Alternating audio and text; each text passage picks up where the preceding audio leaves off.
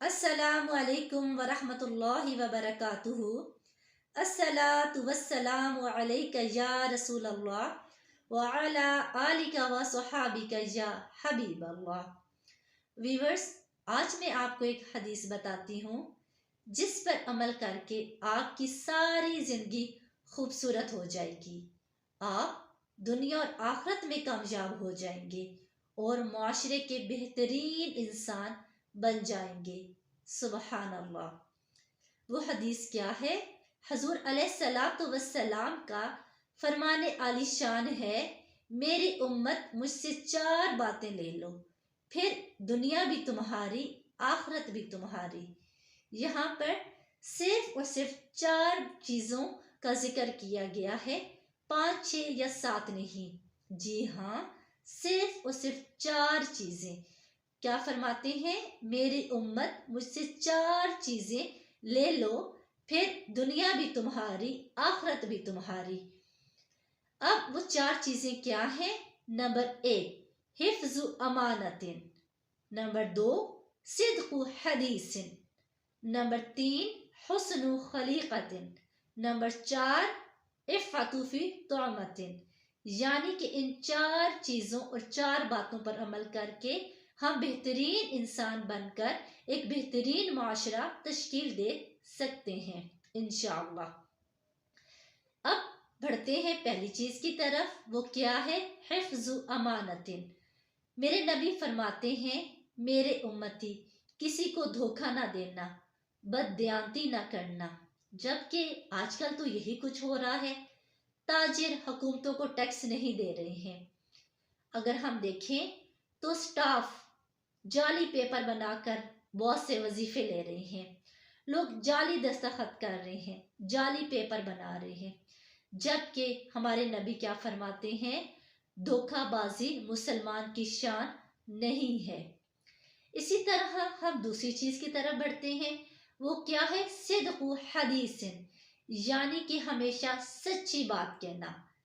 اب جو بندہ جتنا سچا ہوتا ہے وہ اتنا ہی بہادر ہوتا ہے۔ حضور علیہ الصلوۃ والسلام سے ایک مرتبہ صحابہ کرام نے پوچھا، کیا مسلمان بخیل ہو سکتا ہے؟ فرمایا ہاں۔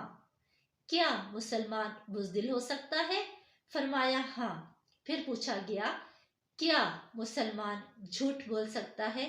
فرمایا ہرگز نہیں، مسلمان کبھی بھی جھوٹ نہیں بولتا۔ اسی طرح ایک مرتبہ حضور علیہ الصلوۃ والسلام نے فرمایا کہ میرا امتی ہر گناہ کر سکتا ہے مگر میرا امتی جھوٹ نہیں بول سکتا۔ آج کل ہر طرف جھوٹ کا بازار گرم ہے، لوگ جھوٹ بول کر مال بیچتے ہیں، لوگ جھوٹ بول کر نوکری حاصل کرتے ہیں۔ ہر طرف پوری طرف دیکھا جائے تو جھوٹ ہی جھوٹ ہے، جبکہ جھوٹ بولنے والا کیا ہوتا ہے؟ کمزور ایمان والا ہوتا ہے۔ اب ہم بڑھتے ہیں تیسری چیز کی طرف، وہ کیا ہے؟ حسن خلیقت، یعنی کہ اپنے اخلاق کو اچھا کر لو۔ حضور علیہ الصلوۃ والسلام فرماتے ہیں، جو جتنے اعلیٰ اخلاق کا ہوگا وہ جنت میں بھی اتنے ہی اعلیٰ درجے پہ ہوگا۔ سبحان اللہ۔ اب حضور علیہ الصلوۃ والسلام کیا فرماتے ہیں کہ اپنی زندگی کو اپنے اخلاق سے سنوارو، اپنے رویوں سے لوگوں کو اپنے قریب کرو، معاف کرنا سیکھو، معافی مانگنا سیکھو، جبکہ ہم لوگ تو ان چیزوں سے بہت دور ہیں۔ ہمارا معاشرہ اخلاقیات کی پستی میں گرا جا رہا ہے۔ اب اگر ہم دیکھیں تو مسلمان جو ہوتا ہے وہ اعلیٰ اخلاق والا ہوتا ہے، وہ اعلیٰ ظرف والا ہوتا ہے۔ اب ہم چوتھی چیز کی طرف بڑھتے ہیں، وہ کیا ہے؟ عفت فی طعمت، یعنی کہ رزق حلال کماؤ اور رزق حلال کھاؤ۔ اب جو لوگ رزق حلال کماتے اور کھاتے ہیں وہ اپنے لیے روشنی خریدتے ہیں اور روشنی کھاتے ہیں۔ حضور علیہ الصلوۃ والسلام فرماتے ہیں کہ جس شخص کے ہاتھ رزق حلال کماتے ہوئے سخت ہوگے تو ان کے لیے دوزخ کی آگ حرام ہے۔ ایسا نہیں ہے کہ حرام کماتے ہوئے ہاتھ سخت ہو جائے تو انسان یہ تصور کر لے کہ اب اس کے لیے دوزخ کی آگ حرام ہے۔ یہاں پہ رزق حلال کی شرط رکھی گئی ہے۔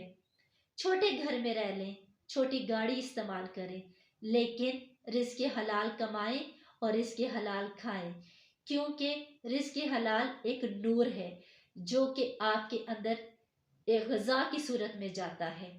اگر آپ یہ چاہتے ہیں کہ آپ ایک اچھے اور بالکل باکردار مسلمان بن جائیں تو آپ کو ان 4 چیزوں کو اپنانا ہوگا۔ ان پر اپنا کر ہی آپ ایک اچھے اور بہترین مسلمان اور انسان بن سکتے ہیں، کیونکہ اسلام ہمیں زندگی گزارنے کے تمام ضابطے سکھاتا ہے۔